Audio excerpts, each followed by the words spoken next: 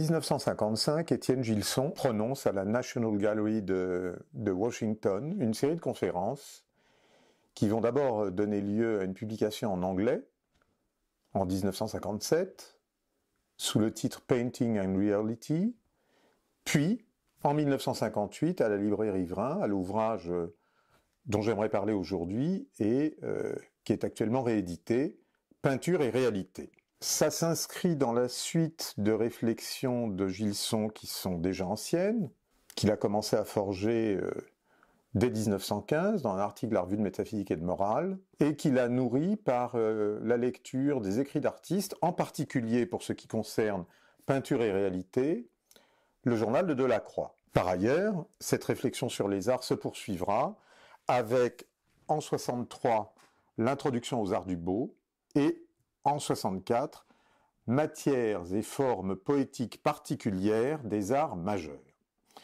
Il y a donc une réflexion continue de Gilson sur les arts qu'il ne faut peut-être pas trop rapidement ranger sous le titre d'une esthétique. Une bonne façon d'entrer dans le massif du texte de Gilson est de se souvenir de la place de l'art dans le cycle de l'esprit absolu chez Hegel. Ce cycle comprend 3 moments très élevés dans la philosophie de l'esprit. D'abord l'art, ensuite la religion et enfin au sommet la philosophie. Au fond, on peut considérer que Gilson, pour qui Hegel n'est pas une référence majeure dans Peinture et réalité, Gilson malgré tout subvertit cette sorte d'organisation que Hegel a léguée à la philosophie de l'art pendant un siècle et demi. Au fond, il ne s'agit pas tellement de porter la peinture à une intelligibilité qu'elle n'atteindrait pas, il s'agit plutôt d'une certaine manière de mettre la philosophie à l'école de la peinture, de permettre à la philosophie de recevoir les leçons. Le mieux est ici de citer la préface, dans laquelle Gilson précise d'ailleurs que ce régime théorique qu'il revendique vaut autant pour ses essais réunis en anglais que pour Peinture et réalité. Le livre ne veut pas être une introduction philosophique à la peinture, mais au contraire, et c'est une formule à la fois très saisissante et un peu ambiguë, une introduction picturale à la philosophie. On ne s'y est pas proposé d'enseigner aux peintres l'art de peindre, ils sont seuls à le connaître. On a tenté de philosopher à partir d'un certain ordre de faits, qui sont les tableaux, pour en inférer des conclusions d'ordre philosophique. C'est une formule très saisissante, mais en même temps un petit peu ambiguë. Que signifie une introduction picturale à la philosophie ? Est-ce que c'est trouver dans les tableaux, dans cet ordre de faits, les tableaux, matière à philosopher, ou est-ce que c'est matière à philosopher sur les tableaux, ou est-ce qu'il s'agit d'atteindre autre chose ? On verra que la question se pose en réalité jusqu'au terme de l'ouvrage. On va donc partir d'une situation dont Gilson, qui ne renie jamais une certaine forme instruite d'empirisme, affirme qu'elle est tout à fait normale, c'est-à-dire qu'on va s'inscrire dans la situation où la philosophie reçoit ses leçons de la peinture, et pas de la peinture en général, ça c'est une idée, mais des tableaux tels qu'ils existent. Ça a plusieurs conséquences. Ça a plusieurs conséquences sur lesquelles il faut insister d'entrée de jeu. Tout d'abord, nous n'avons pas vraiment affaire, au sens où peut-être Kant nous en a donné l'idée, à une esthétique, c'est-à-dire à une théorie de la contemplation sensible du beau ou, plus généralement, une théorie de la réception. Ce qui sera en jeu, puisqu'on parle de ces faits, les tableaux, ce qui sera en jeu, c'est également, c'est d'ailleurs principalement leur production, et pour tout dire sans doute, la génération même du tableau. Étant posé que s'il y a une génération, il y a un devenir. S'il y a un devenir, il y a sans doute aussi à un moment une perte. Ensuite, et corrélativement, il ne sera pas question seulement de l'image ou du tableau comme représentation. Il sera question du tableau dans son existence concrète, et même, en tout cas au début, dans son existence marchande. Il sera question plus tard du collectionneur. Je veux dire par là du tableau qui existe matériellement, qui vieillit, qui tolère ou non la restauration, et pas n'importe quelle restauration, qui se vend, etc. Et qui d'ailleurs, qu'il soit restauré ou qu'il ne le soit pas, est sans doute à quelque égard promis à disparaître. Enfin, ces faits de la peinture, c'est-à-dire les tableaux, considérés dans leur présence actuelle, doivent bien être saisis dans la spécificité de leur mode d'existence. Et là, on entre un peu davantage dans ce qui fait l'objet de Gilson dans Peinture et réalité. Autrement dit, la peinture, ici, ce n'est pas une région particulière à côté de la musique ou de la sculpture, une région ou la région de quelque poétique générale ou de quelque poétique fondamentale qui serait visée pour elle-même. Ce n'est pas simplement l'exemple d'une poétique.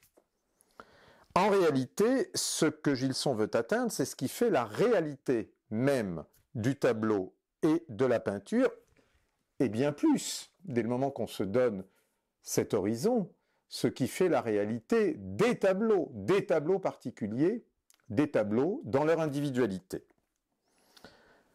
Ça suppose également, ce que fait Gilson dans le corps du livre, de méditer sur le statut des copies, de méditer sur le statut des reproductions. Cette analyse du mode d'être des tableaux met assez vite en évidence une différence par rapport aux autres arts majeurs.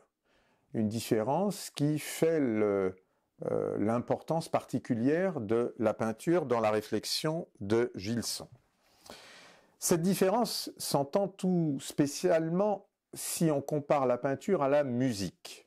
La musique qui, d'une certaine manière, manque de la forme de présence totale qui inscrit l'œuvre, la peinture, le tableau, dans la continuité du geste. Je veux dire par là que la musique, tout simplement, a besoin d'être exécutée.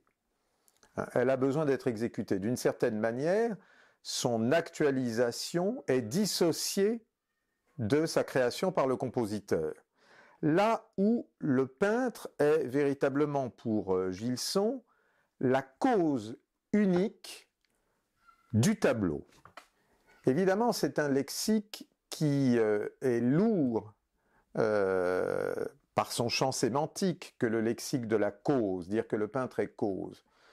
Ça nous sollicite d'entrée de jeu à comparer cette figure de la création à une autre figure absolue de la création, mais ça on y reviendra. Alors je cite le chapitre consacré à existence et présence. Les partitions livrées au public par un compositeur ne sont pas de la musique au sens où les tableaux sont de la peinture. Dans la mesure où elle répond aux intentions de l'artiste, une toile peinte lui doit non seulement d'être ce qu'elle est, mais même d'être, et précisément parce qu'elle lui doit directement son existence, son auteur est intégralement responsable du fait qu'elle soit telle qu'elle est, pas une touche en elle qui ne vienne de sa main comme de son esprit, bref, le peintre est la cause unique et totale de son œuvre. Il s'agira donc du mode d'existence des tableaux. Dans la grammaire philosophique de Gilson, qui sans doute prescrit un certain axe et certaines possibilités à sa philosophie de la peinture, mais à laquelle il ne faut peut-être pas se tenir. Quoi qu'il en soit, dans sa grammaire philosophique, exister, c'est exister comme une substance. On le connaît peut-être surtout comme spécialiste de saint Thomas. C'est exister comme une substance, c'est-à-dire comme un composé de matière et de forme. Et bien plus, c'est de manière très classique, selon la matière, que le tableau acquiert une sorte d'individuation. C'est la matière qui fait, comme pour les autres substances créées, sauf les anges, c'est la matière qui fait que le tableau est ce tableau. Il est ce tableau selon la matière. Il y a là un point tout à fait saisissant qui conduit Gilson à des affirmations tout à fait saisissantes et fort peu idéalistes. Le style d'un tableau est inséparable de sa technique. Éliminer la matière, c'est supprimer l'œuvre. L'étude des styles poursuivis sur des images d'œuvres plastiques se fonde donc sur des fantômes. Alors on voit qu'ici, matière est à entendre dans un sens très fort. C'est la matérialité du tableau, c'est la patte de la peinture, c'est sa dimension. Ce n'est pas simplement le fait qu'on ait affaire à une image qui serait reproductible. Gilson prête donc une attention et nous demande de prêter une attention très éminente et en un certain sens anti-platonicienne à l'œuvre dans sa matérialité pesante. Ça le conduit à une critique sans doute assez injuste, à une critique de la notion de musée imaginaire qu'il rencontre chez Malraux. Il lui donne un sens assez normatif, que cette idée de musée imaginaire n'a sans doute pas chez Malraux. Mais ce qu'il y a à retenir de cette critique est néanmoins saisissant. Il n'est pas possible d'imaginer que le musée à venir sera un recueil de reproductions photographiques, même de très grande qualité. De ces reproductions qui commencent à se perfectionner à l'époque où paraît peinture et réalité, et surtout dans les décennies qui vont suivre. Ces reproductions d'images ne disent au fond pas l'essentiel quant à la présence matérielle du tableau. Alors, cette critique est sans doute un peu injuste, mais elle est néanmoins d'une portée générale plus importante. Au fond, ce que la critique de Malraux permet de mettre en évidence, c'est un problème fondamental du discours philosophique sur la peinture. C'est le fait que notre rapport à la peinture est toujours précédé par du langage. Et que d'une certaine manière, un discours philosophique sur la peinture risque de prendre ce langage même pour objet en perdant de vue le tableau dans son mode d'existence propre. Je cite cette déclaration de Gilson, dirigée contre Malraux, mais une fois encore, de portée beaucoup plus générale. Ce qu'il y a de plus révélateur dans la manière dont l'auteur Malraux décrit sa méthode, c'est sa conviction que grâce à la photographie, à la façon dont il découpe, réduit, agrandit les images des tableaux, lui-même devient finalement créateur d'art plastique. L'invasion, conquête, occupation et exploitation de la peinture par la littérature sont ici complètes. On a une substitution au fond de la littérature sur la peinture à cette attitude que prescrit Gilson consistant en réalité à philosopher à partir des faits que sont les tableaux. Mais en réalité, la situation qui abuse Malraux s'impose de manière plus générale. Pour le philosophe contemporain, pour le philosophe du XXe siècle qu'est Gilson, il faut comprendre cette situation où la peinture est toujours précédée de langage. C'est sous ce point de vue que Gilson veut aborder les relations entre peinture et métaphysique. C'est à partir de là qu'on peut au fond décrire deux axes de lecture susceptibles de nous orienter dans peinture et réalité. Gilson considère que nous devons reconnaître dans une enquête sur la peinture de manière lucide ce qui motive cette enquête, une motivation d'ordre philosophique, ce qui, d'une certaine manière, l'oriente, c'est-à-dire une tentative pour comprendre ce qu'il en est de la réalité. D'où le titre de l'ouvrage. Dans cette manière pour la philosophie de se mettre à l'école de la peinture, il y aurait du coup une manière d'atteindre non plus seulement la peinture, mais la réalité. De là, on peut adopter deux visions du travail de Gilson dans peinture et réalité. La plus explicite, celle qui nous est prescrite par l'enchaînement des chapitres et par la très importante conclusion, consiste à penser que cette enquête sur la réalité sera gouvernée par l'examen des liens, des rapports entre réalité et création. Au fond, la manière qu'il a d'aborder la réalité à partir de la peinture, c'est de penser ce qu'il en est de la création du peintre, relativement évidemment à une autre création, c'est-à-dire à la création divine. D'une certaine manière, on partirait d'une conception thomiste, celle qui définit l'existence du tableau par un certain composé de matière et de forme. On partirait donc de cette compréhension thomiste qui atteint le tableau, qui passe par le tableau, pour revenir à une compréhension thomiste plus générale de la réalité. Il ne faut pas sous-estimer l'importance, à ce moment-là, du pôle matériel de la substance tableau. Ce pôle matériel fait que le tableau est non seulement susceptible d'une enquête sur sa génération, non seulement susceptible d'être saisi comme une unité organique, ou par analogie avec l'unité d'un organisme, ça signifie également que le tableau meurt, qu'il est susceptible de corruption. Surtout, la matière, telle que la matérialité même de la peinture, telle que Gilson l'examine de près dans l'ouvrage, ce n'est pas une matière tout à fait indifférenciée à laquelle s'appliquerait de manière souveraine, pour tout dire platonicienne, l'idée du peintre. Il ne s'agit pas simplement d'informer une matière pour créer un tableau.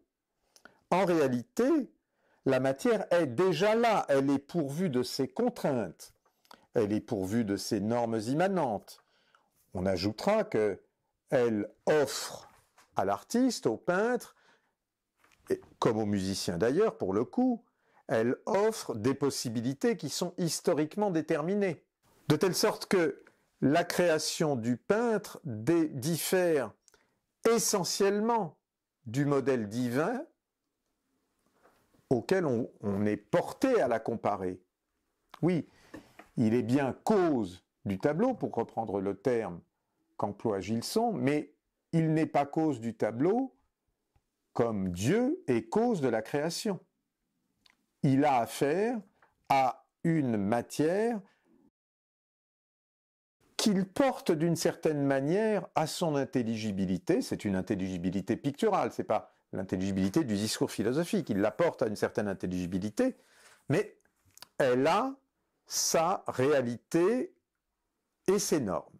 De ce point de vue-là, l'enquête sur l'ontologie du tableau enlève quelque chose de sa superbe à l'idée à la compétence de l'artiste, à l'art en tant que compétence ou que capacité de l'artiste, au sens où on possède son art.